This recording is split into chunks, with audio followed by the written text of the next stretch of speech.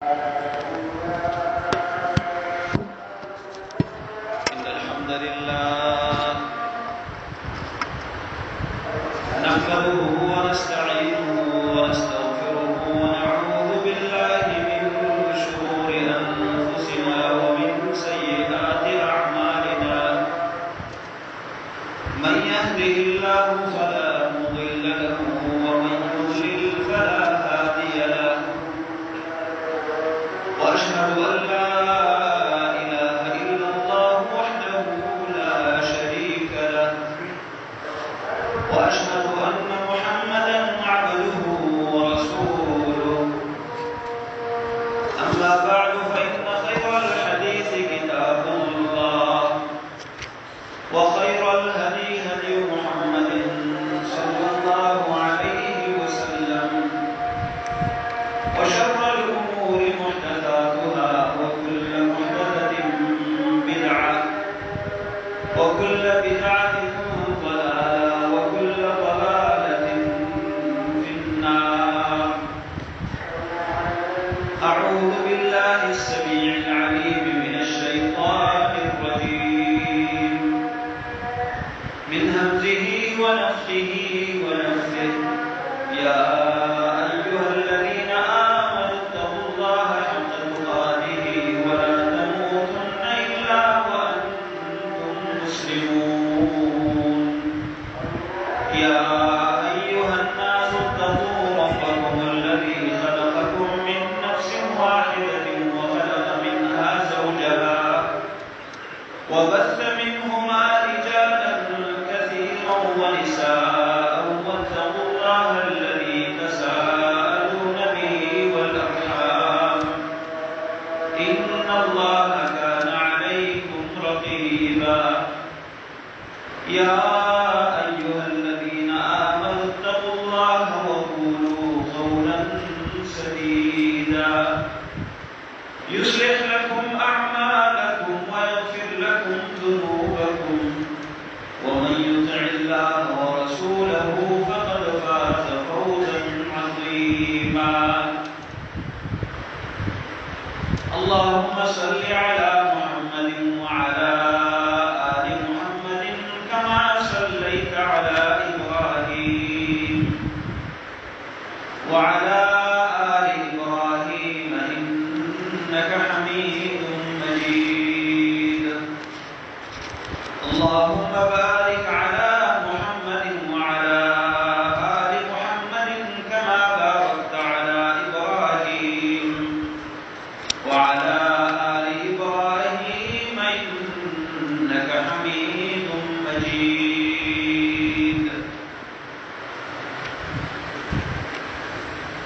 واعبدوا الله ولا تشركوا به شيئا وبالوالدين إحسانا وبذي القربى واليتامى والمساكين والجار ذي القربى والجار الجنب والصاحب بالجنب وابن السبيل وما ملكت أيمانكم إن الله لا يحب من كان مختالا فخورا.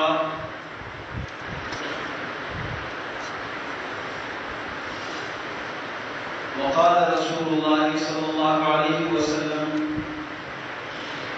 إن الله تعالى كره لكم ثلاث قيل وقال وكثرة السؤال وإضاعة المال.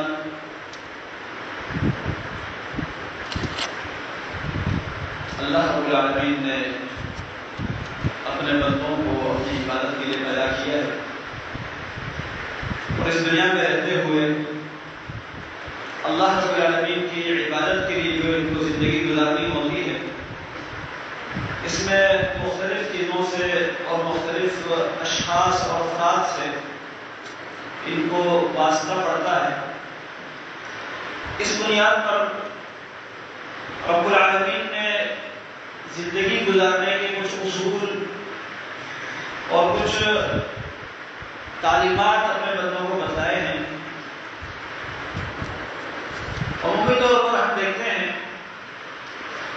کہ معاشرے میں دین صرف اس کو سمجھا جاتا ہے کہ انسان فرائض کی ادائیگی کرے، نوافل کا اہتمام کرے، اللہ رب العالمین کی بندگی اور عبادت جو فرائض اور نوافل کے شکل میں ہے وہ ادا کر لے، اور ان میں بھی خاص طور پر ظاہری جو اعمال ہیں، نماز ہے، روزہ ہے، زکوٰۃ، حج، ان کا اہتمام کریں تو لوگ سمجھتے ہیں کہ یہ بڑا دیندار ہے۔ دین صرف اس چیز کا نام نہیں ہے کہ انسان اللہ کی طرف سے فرض کردہ اعمال کو بجا لائے، یقیناً اس کے بغیر بھی دین نہیں ہے، یہ دین کے ارکان ہیں۔ نماز نہ پڑھنے والا وہ بھی دیندار نہیں، بے دین ہے۔ روزے نہ رکھنے والا بھی بے دین ہے۔ حج جس پر فرض ہو اور وہ نہیں ادا کرتا تو اللہ رب العالمین ایسے بندے سے بالکل بے حاجت ہے، اور فرمایا نبی علیہ السلام نے کہ جس کی استطاعت ہو وہ حج نہ کرے تو اللہ تعالیٰ کو اس کی کوئی پرواہ نہیں کہ وہ یہودی مرے یا عیسائی مرے۔ باقی اعمال کا بھی یہی معاملہ ہے۔ ان سب اعمال کی اہمیت اپنی جگہ ہے، لیکن ہمارے معاشرے میں اس وقت جو مسلمان تعداد کے لحاظ سے کوئی کم نہیں، وسائل ان کے پاس کم نہیں، لیکن پھر بھی دنیا میں ترقی نہیں کر پا رہے ہیں، رسوا اور ذلیل ہیں، دوسری اقوام ان سے آگے بڑھ رہی ہے۔ اس کی اصل وجہ وہ یہ ہے کہ ایک تو دین کو ہم نے محدود کر دیا ہے چند باتوں میں۔ دین ایک جامع لفظ ہے، دین میں عبادات بھی ہیں، عقائد بھی ہیں، معاملات بھی ہیں۔ ایک آدمی 5 وقت کا نمازی ہوگا، شکل و صورت مکمل سنت کے مطابق ہوگی، تہجد بھی پڑھتا ہوگا، صدقہ و خیرات بھی کرتا ہوگا، اور حج کے لیے جب بھی اس کو موقع ملتا ہے تو وہ حج ادا کرنے کے لیے بھی جاتا ہوگا، رمضان اس کا حرم شریف میں گزرتا ہوگا، لیکن اس کے ساتھ اگر آپ کو معاملات میں واسطہ پڑ جائے تو آپ کو اس کی وجہ سے پورے دینداروں سے اور دین سے نفرت ہو جائے گی۔ آج رمضان مبارک کا آخری جمعہ ہے، جس کو عام طور پر لوگ جمعۃ الوداع کا نام دیتے ہیں۔ پہلی بات تو یہ کہ یہ نام قرآن و سنت اور سلف سے ثابت نہیں ہے، اور پھر اس کو وہ اہمیت دینا باقی دنوں سے ہٹ کر اس کا ایک خاص اہتمام جمعہ چاہے وہ رمضان میں ہو یا کسی اور مہینے میں ہو، اسلام میں اس کی بہت بڑی اہمیت ہے۔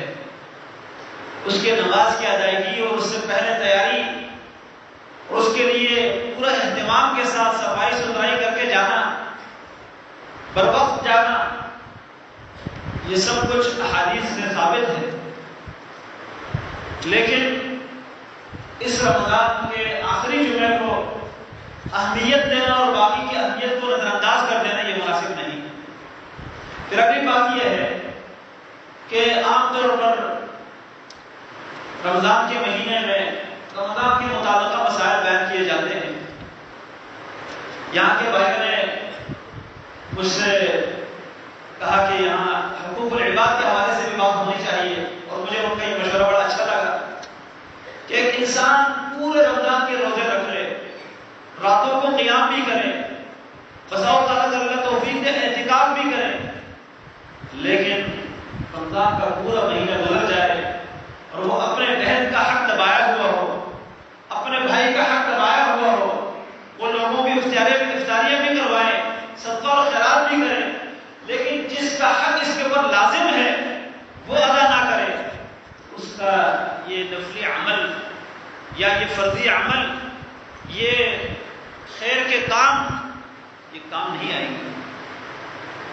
ٹھیک ہے، اللہ کے حوالے سے اس کی ذمہ داری پوری ہو گئی، لیکن انسان پر صرف اللہ کے حقوق نہیں۔ تو آج میں اسی لیے اس موضوع کے متعلق کچھ گزارشات آپ کے سامنے رکھوں گا.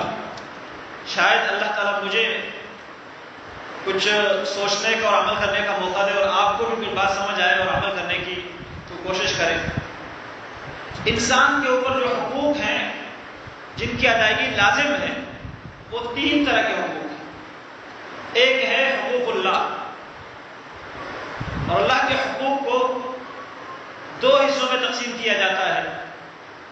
ایک ہے عقائد اور دوسرے جو فرائض یا عبادات ہیں. سب سے پہلا حق اللہ تعالیٰ کا وہ یہ ہے وَاعْبُدُوا اللَّهَ وَلَا تُشْرِكُوا بِهِ شَيْئًا. اللہ کے رسول صلی اللہ علیہ وسلم نے معاذ بن جبل رضی اللہ عنہ سے پوچھا کہ کیا آپ کو معلوم ہے کہ اللہ تعالیٰ کا اپنے بندوں پر کیا حق ہے اور بندوں کا اللہ پر کیا حق ہے؟ معاذ بن جبل نے فرمایا کہ مجھے تو نہیں معلوم، اللہ کے رسول کو، اللہ اس کے رسول کو خوب معلوم ہے. رسول اللہ صلی اللہ علیہ وسلم نے فرمایا اللہ کا حق اس کے بندوں پر یہ ہے کہ بندے اسی کی عبادت کریں اور اس کے ساتھ عبادت میں کسی کو شریک نہ ٹھہرائیں. یہ اللہ کا حق ہے. اس حق میں جو کوتاہی کرے اس کو شرک کہا جاتا ہے، اور یہ اتنا خطرناک جرم ہے کہ یہ ناقابل معافی ہے. اس جرم کے بدلے میں پوری دنیا انسان خرچ کرے، سارے اعمال کرے، ساری نیکیاں بجا لائے، کوئی کام کرامت ثابت نہیں ہوتا جب تک یہ حق ادا نہ ہو. اسی لیے اللہ رب العالمین نے شرک کے حوالے سے بڑا ڈرایا ہے اور شرک کا انجام بتلایا ہے. انہ من یشرک باللہ فقد حرم اللہ علیہ الجنہ. جو اللہ کے ساتھ شریک ٹھہرائے گا اس پر جنت حرام ہے. انبیاء کا تذکرہ کرتے ہوئے فرمایا وَلَوْ أَشْرَكُوا لَحَبِطَ عَنْهُمْ مَا كَانُوا يَعْمَلُونَ. اگر یہ بھی شرک کرتے تو ان کا عمل برباد ہو جاتا ہے. پیارے نبی صلی اللہ علیہ وسلم کو مخاطب کر کے ارشاد فرمایا لَإِنْ أَشْرَكْتَ لَيَحْبَطَنَّ عَمَلُكَ. آپ بھی شرک کریں گے تو آپ کا عمل بھی نہیں رہے گا. تو اللہ کے حق میں کوتاہی اس کا انجام بھی بڑا خطرناک ہے. اور اس کے بعد جو اللہ تعالیٰ کا حق توحید کا ہے، صرف اسی کی عبادت کرنے کا حق. دوسرے نمبر پر انسان پر جو حقوق لازم ہیں وہ حقوق النفس ہے. انسان کے اپنے جان کے حقوق، نفس کے حقوق. مثال کے طور پر انسان کہتا ہے یہ ہاتھ میرا ہے، میں اس کو کاٹ دیتا ہوں. یہ اپنے نفس کے ساتھ ظلم کر رہا ہے، اس پر یہ حرام ہے. انسان کہتا ہے میں کھانا نہیں کھاتا، کھانا چھوڑ دیتا ہے، بھوک ہڑتال کر دیتا ہے، موت تک پہنچ جاتا ہے، اس کے نفس کو نقصان پہنچتا ہے. یہ حق تلفی کر رہا ہے، یہ ظلم ہے. یہاں تک کہ اللہ کی عبادت میں بھی اگر انسان اپنے نفس کی حق تلفی کرے تو یہ بھی جائز نہیں. اور عبادات اللہ نے جو فرض کیے ہیں ان میں کسی بھی عبادت میں انسان کے نفس کی حق تلفی نہیں ہے. جہاں پر نفس کی حق تلفی ہوتی ہے وہاں عبادت میں بھی اللہ نے گنجائش رکھی ہے. مثال کے طور پر بیمار ہے، اس پر غسل فرض ہو جائے، اگر وہ غسل کرے گا اس کی جان چلی جائے گی، جان کو بڑا نقصان پہنچ جائے گا. ایسے علاقے میں ہے جہاں ٹھنڈ اتنی زیادہ ہے کہ اگر وہ غسل کرے تو بیمار ہو جائے گا یا فوت ہو جائے گا. ناقابل برداشت سردی ہے، پانی گرم کرنے کا انتظام نہیں ہے. اب یہ کہتے ہیں میرے اوپر غسل فرض ہے، یہ اللہ کا حق ہے، مجھے غسل کرنا ہے. اگر یہ اس صورت میں غسل کرے گا اور اس کو نقصان ہو جائے تو یہ اپنے نفس کی حق تلفی کرتا ہوا اللہ تعالیٰ کا فریضہ ادا کر رہا ہے. تو یہ مجرم ہے. بیمار ہے، روزہ رکھنے کی طاقت نہیں، اور بتایا گیا ہے خیرخواہ ڈاکٹروں نے یہ بتلا دیا اگر آپ نے روزہ رکھا، گردے میں پانی کی کمی ہو گئی، آپ مر سکتے ہیں. شوگر کی کمی ہو جائے گی، آپ کو کوئی بڑا نقصان پہنچ سکتا ہے، اس لیے آپ روزہ نہ رکھیں. یہ کہتے ہیں میں تو روزہ نہیں چھوڑ سکتا، اللہ کا فریضہ ہے. اس صورت میں اگر یہ روزہ رکھے تو اس کو پتہ ہے کہ میرے لیے نقصان دہ ہے، یہ کیا کر رہا ہے؟ حق تلفی کر رہا ہے.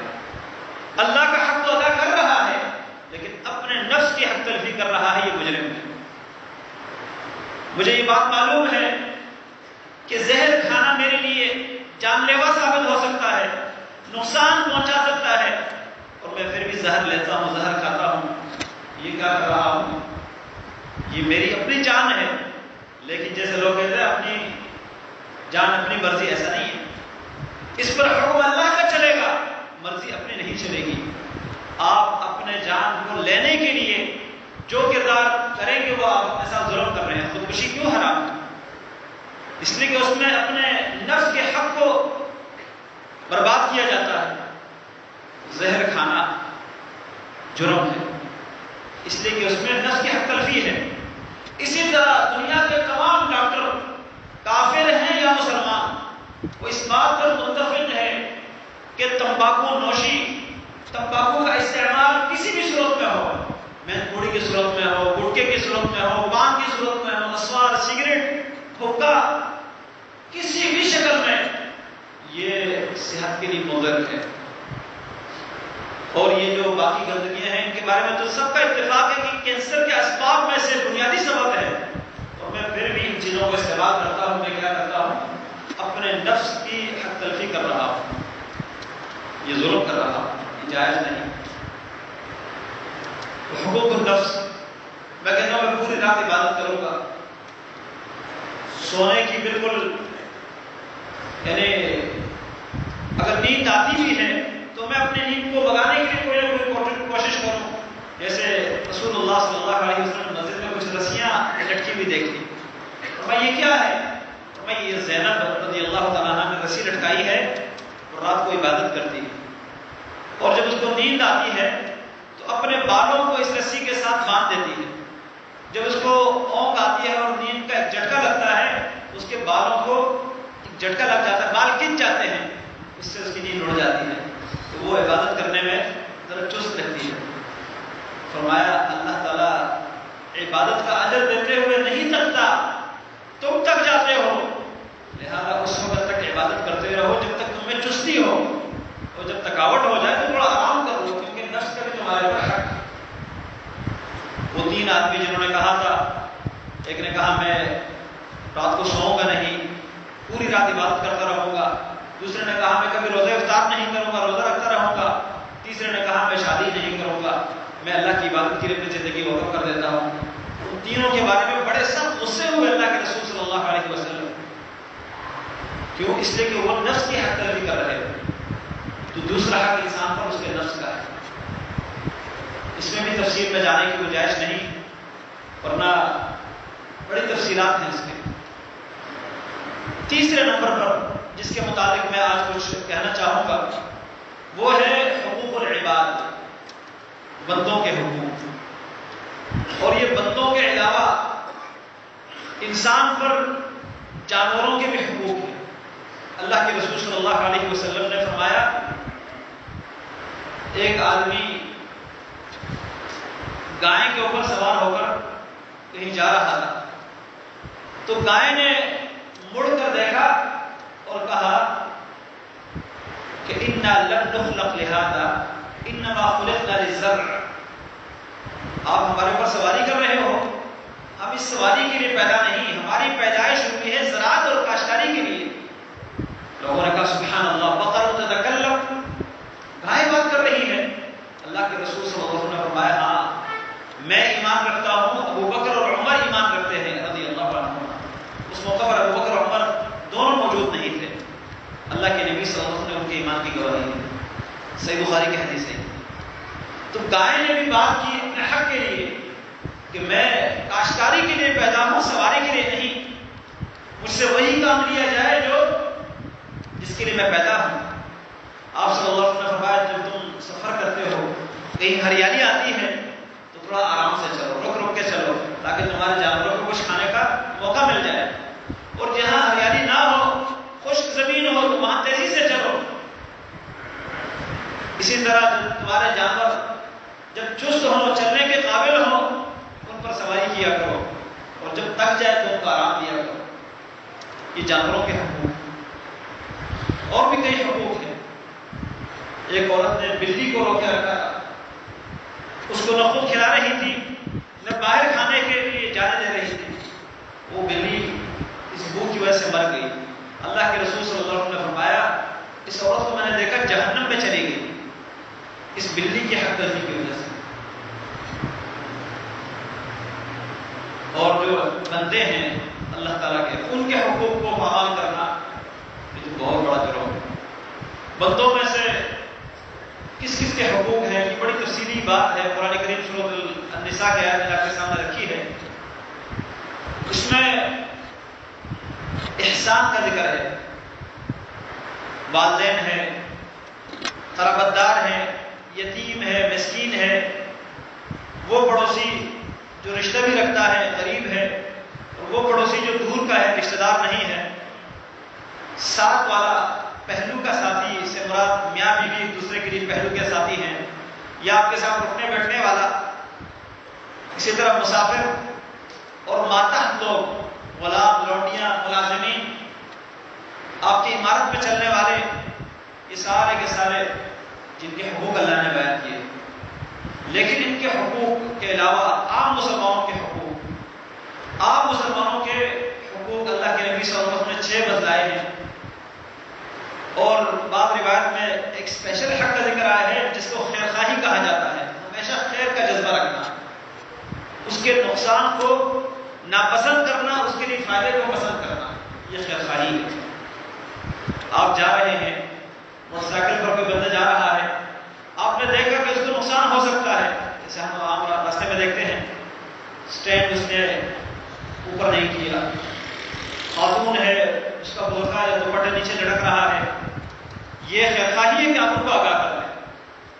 اسی طرح جا رہا ہے، آگے کوئی پھسلن والی جگہ ہے، آپ کو حق بنتا ہے کہ آپ آگاہ کر دیں، آگے کوئی ڈکیت ہے آپ آگاہ کر دیں کہ آگے نہ جاؤ۔ یعنی یہ خیر خواہی، اس کے لیے ہمیشہ خیر کو تلاش کرنا، یہ عام مسلمانوں کا دوسرے مسلمانوں پر حقوق ہے۔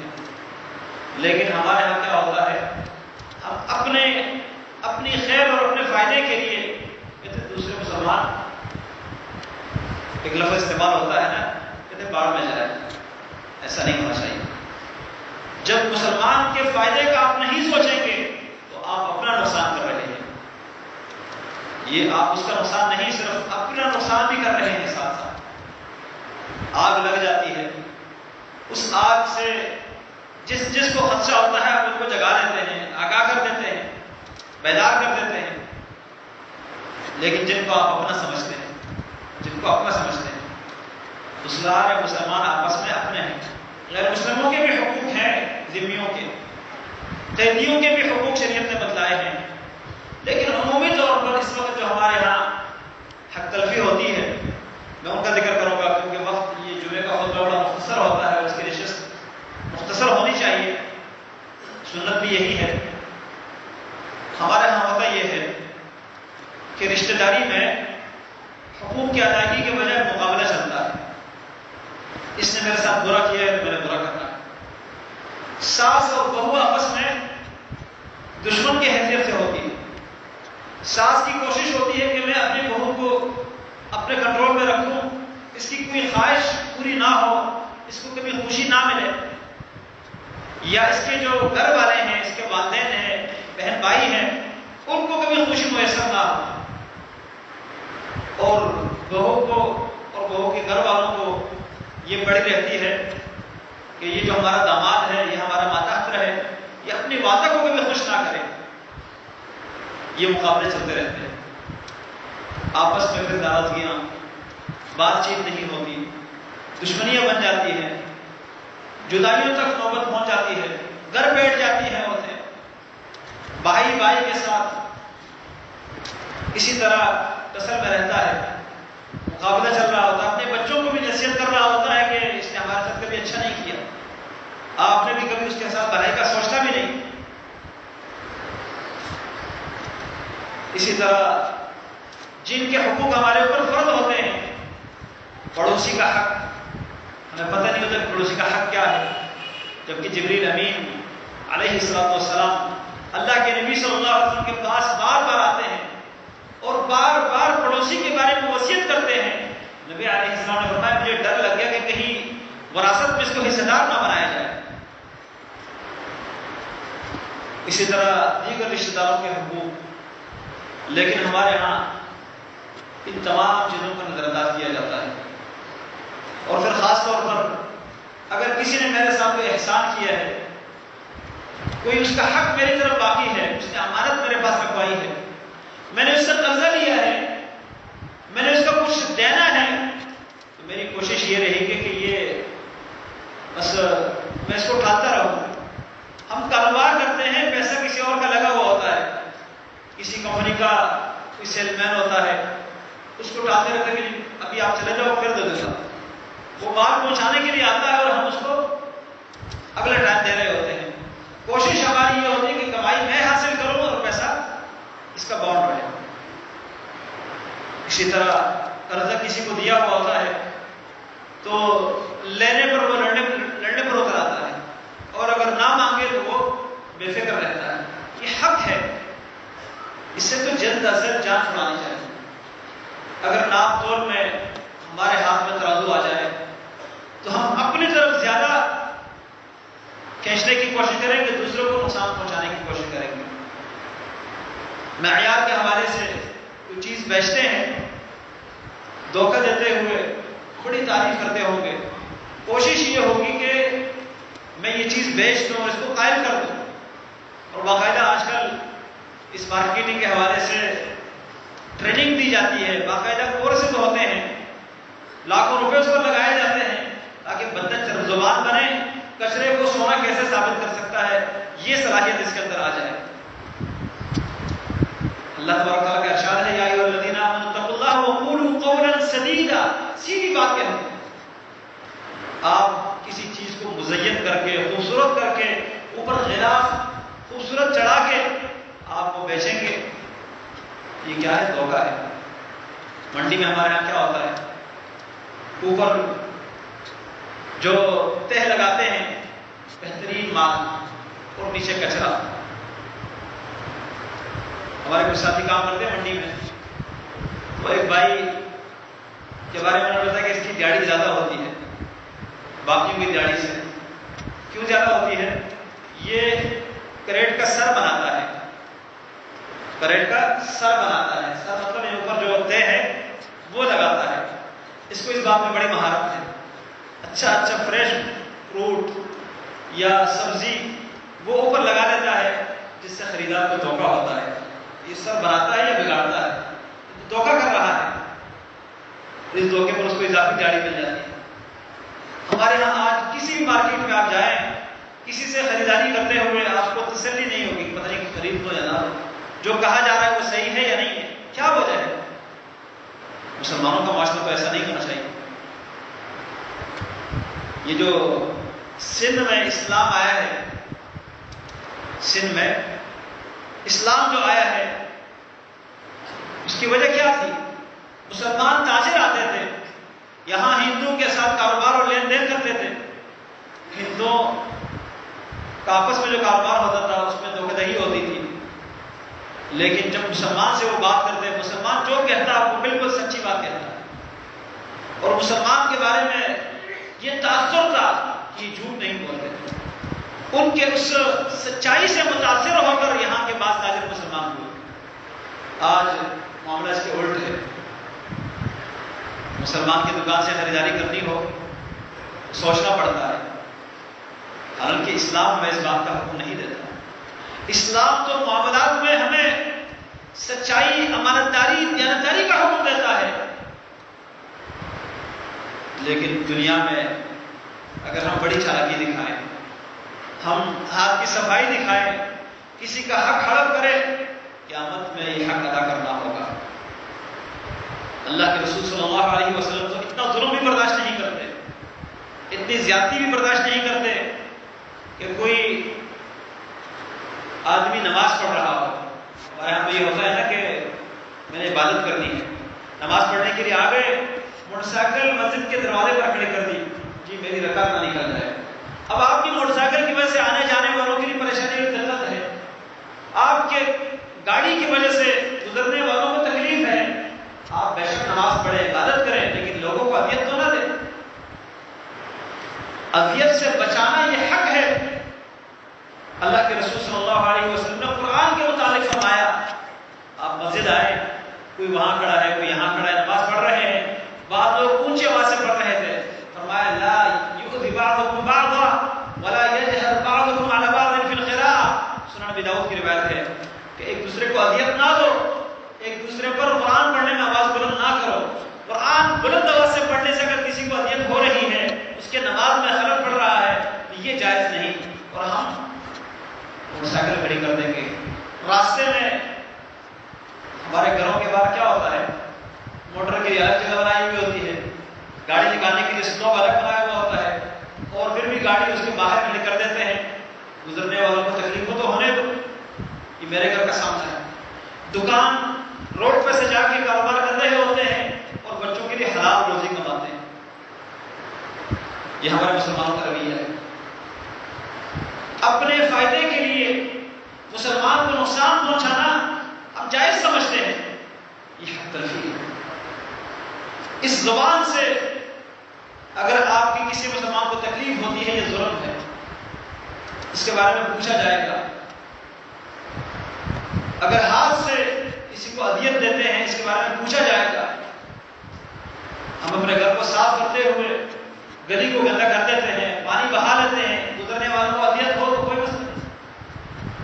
لیکن وہ گزرنے والے جو لعن طعن کرتے ہیں، جو بد دعا دیتے ہیں، اللہ کے نبی صلی اللہ علیہ وسلم فرماتے ہیں من آذى المسلمین فی طرقهم وجبت علیہ لعنتهم. جو مسلمانوں کو ان کے راستوں میں اذیت دیتا ہے ان کی لعنت اس پر لازم ہو جاتی ہے، ان کی بد دعا اس کو پڑ جاتی ہے، یہ اس لعنت کا حقدار بن جاتا ہے. آپ صلی اللہ علیہ وسلم نے صحابہ کرام سے کہا کہ ایاکم الجلوس علی الطرقات، راستوں میں بیٹھنے سے بچو. صحابہ کرام نے فرمایا اللہ کے نبی ہمارے پاس کوئی جگہ ہے نہیں، آپس میں بات چیت کرنی ہوتی ہے تو راستوں میں بیٹھنے کی مجبوری ہے. آپ نے فرمایا جب ضرور بیٹھنا ہے، مجبوری ہے، فاعطوا الطریق حقہ، راستے کا حق ادا کرو. صحابہ کرام نے پوچھا راستے کا کیا حق ہے؟ فرمایا کف الاذی، ایک تو اذیت لوگوں کو نہ دو، اذیت والی چیز کو روکنا. آپ راستے میں کھڑے ہیں، گزرنے والوں کو کسی پتھر سے، کسی ٹہنی سے، کسی کانٹے سے، کسی گٹر سے تکلیف ہوتی ہے، اس تکلیف سے ان کو بچانا ہے. وہاں کوئی کاٹنے والا کتا ہے، اس سے گزرنے والوں کو اذیت ہو رہی ہے، آپ نے بچانا ہے. وہاں کوئی شرارتی لڑکے ہیں، ان سے آپ نے گزرنے والوں کو بچانا ہے. اور آپ کے وہاں کھڑے ہونے سے لوگوں کو تکلیف نہ ہو کہ آپ نے راستہ بند کیا ہوا، وہ خواتین بھی گزر رہی ہے، مرد بھی گزر رہے ہیں. اسی طرح فرمایا وَرَدُّ السَّلَامِ، گزرنے والوں نے سلام کے سلام کا جواب دینا یہ راستے کے حقوق میں سے ہے. وَغَضُّ الْبَصَرِ، نگاہ کو نیچے کرنا. ایسے نہیں کہ گلی کے کونے سے جو نظر آیا اس کے پیچھے نظر لگاؤ اور گلی کے آخری کونے تک اس کے پیچھے نظر اٹھا کے رکھو، چاہے وہ مرد ہو یا عورت. کسی کی طرف سلف صالحین جو ہے اس بات کو ناپسند کرتے تھے. حدیث میں بھی اس بات کا ذکر آیا ہے کہ کسی کی طرف نظر تیز کر کے دیکھنا. ایک بندہ آ رہا ہے، نظر تیز کر کے دیکھ رہا ہے کہ یہ کیسے آ رہا ہے، یہ جائز نہیں ہے. اس کے کئی عیب آپ کو نظر آ جائیں گے. اور وہ اگر چلا گیا اس کے پیچھے پورے آخری کونے تک دیکھ رہے ہیں کہ یہ کہاں جا رہا ہے، کیا کر رہا ہے، کس طرح جا رہا ہے. یہ تو تجسس ہے، اس سے منع کیا گیا. اور پھر ایک دوسرے کا گوشت کھانا، غیبت کرتے ہوئے، ساری غیبتیں ہیں. قیامت کے دن اللہ کے رسول صلی اللہ علیہ وسلم بتاتے ہیں کہ کیا تمہیں پتہ ہے تنگلا کون ہے، مفلس، فلاش. اور اگر اس کے پاس ساز و سامان نہ ہو، دینار درہم نہ ہو، میں نہیں. یہ ساز و سامان نہ ہونا یہ تو فقر ہے، یہ زندگی گزر جائے گی. اصل مفلس وہ ہے، اللہ اور کنگلا وہ ہے کہ قیامت کے دن وہ آئے گا، بہت ساری نمازیں، روزے، صدقات، بہت ساری نیکیاں ہوگی، بڑے بڑے ڈھیر اور پہاڑ جیسی نیکیاں لے کر آئے گا. لیکن آئے گا تو لوگوں کے حقوق دبایا ہوا ہوگا.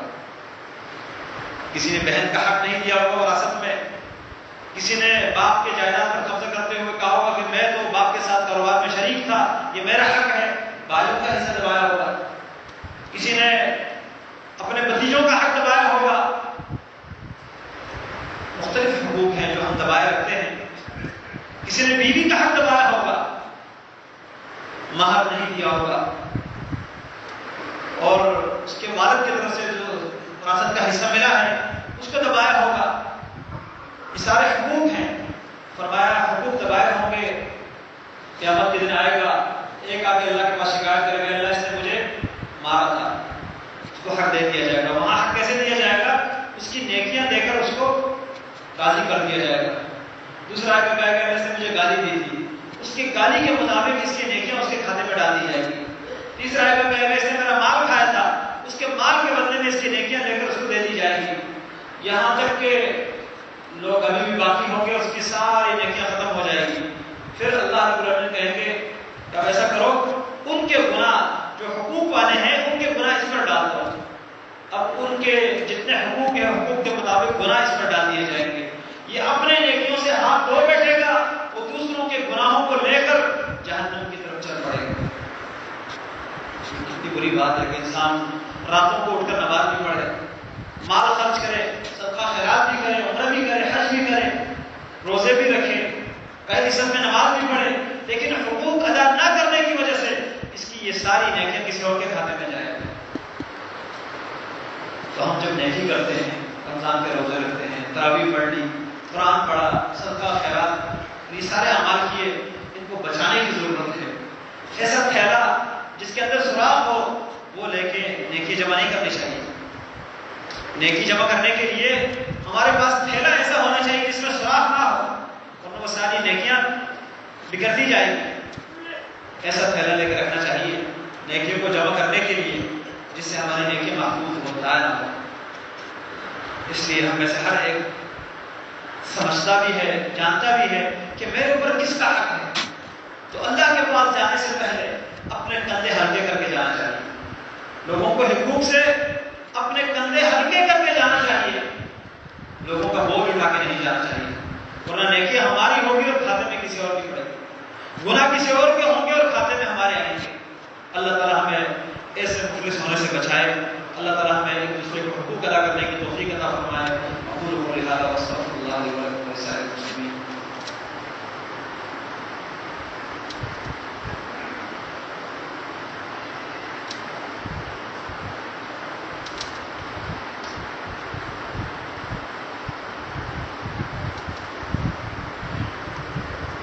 الحمد لله نحمده ونستعينه ونستغفره ونعوذ بالله من شرور انفسنا ومن سيئات اعمالنا من يهده الله فلا مضل له ومن يضلل فلا هادي له واشهد ان لا اله الا الله وحده لا شريك له واشهد ان محمدا عبده ورسوله.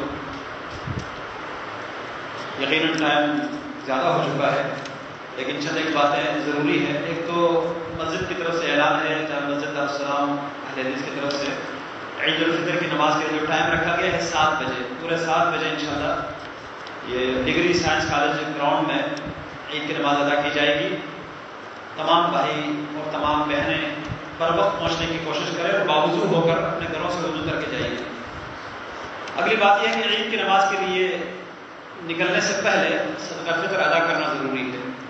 صدقہ فطر یہ رمضان کے آخر میں اور عید الفطر کے موقع پر ادا کرنا یہ تمام مسلمانوں پر, مرد ہو, عورت ہو, چھوٹا ہو, بڑا ہو, غریب ہو یا مالدار, جس کے پاس اس کے لیے نصاب, زکوٰۃ کا نصاب ہونا ضروری نہیں ہے, جس کے پاس روزمرہ کے اخراجات سے اضافی کچھ ہو اس کو ادا کرنا.